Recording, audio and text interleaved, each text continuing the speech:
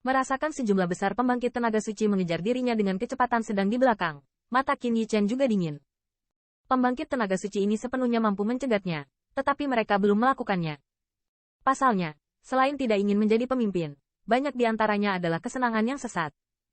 Seorang jenius dari ras dewa, murid dari pembangkit tenaga listrik teratas, memiliki reputasi besar di benua 10.000 benua, dan sangat malu oleh mereka.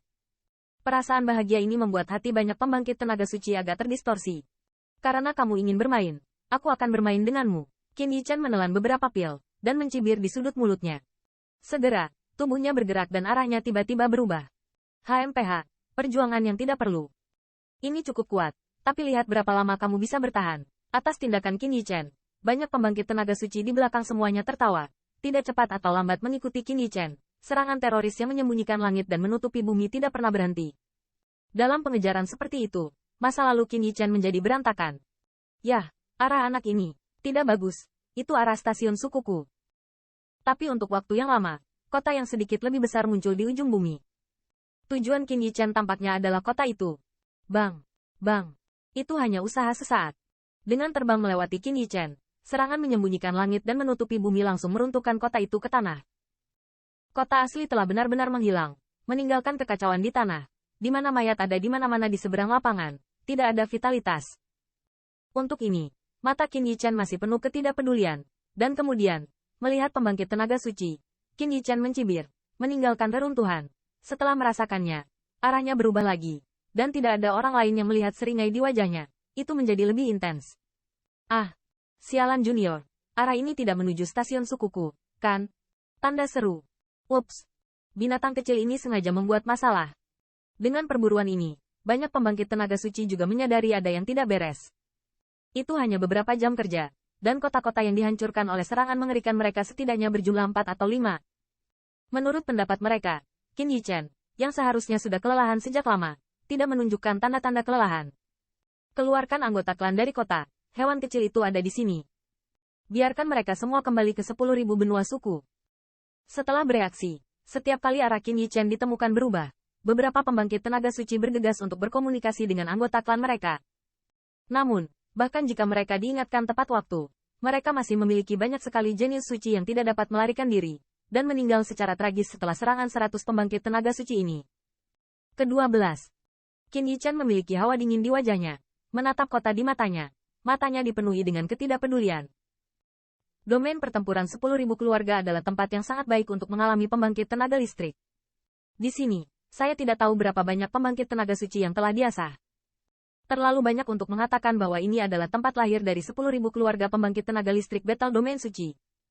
Selain itu, meskipun Master sebenarnya adalah pembangkit tenaga suci, jarang pembangkit tenaga suci akan membantai pembangkit tenaga tertinggi. Lagi pula, jika ada yang melakukan ini, pasti akan menimbulkan kemarahan 10.000 keluarga. Ketika saatnya tiba, tidak ada yang mampu menanggung konsekuensi yang mengerikan.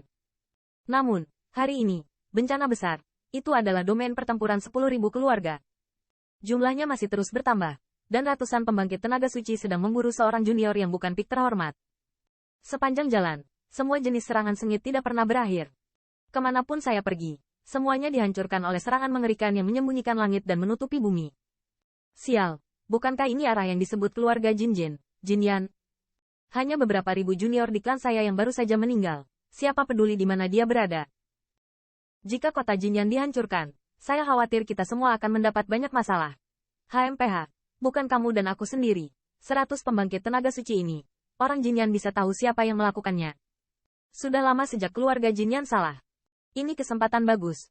Dengan tendangan voli Qin Yichen, Jin Yancheng juga secara bertahap muncul di ujung pandangannya. Merasakan gelombang menakutkan datang dari sini. Siluet Jin Xiankao juga muncul di atas kota Jinyan. Kabur. Melihat ke langit yang jauh, menyembunyikan langit dan menutupi bumi. Serangan dari Jin Xiankao. Corak sangat berubah. Dan suara minuman yang menakutkan juga terdengar. Dengan ratusan pengejaran pembangkit tenaga listrik suci dan serangan menakutkan yang tak terhitung jumlahnya. Bahkan setelahnya, Jin Xianhua tidak berpikir dia dan kota Jinyan dapat menahannya. Kota Jinyan, wajah Qin Yichen ditutupi dengan dingin dan seringai. Dan dia dengan cepat terbang di atas kota Jinyan. Bang, bang, mungkin, masih banyak pembangkit tenaga suci yang memiliki dendam terhadap keluarga Jinyan.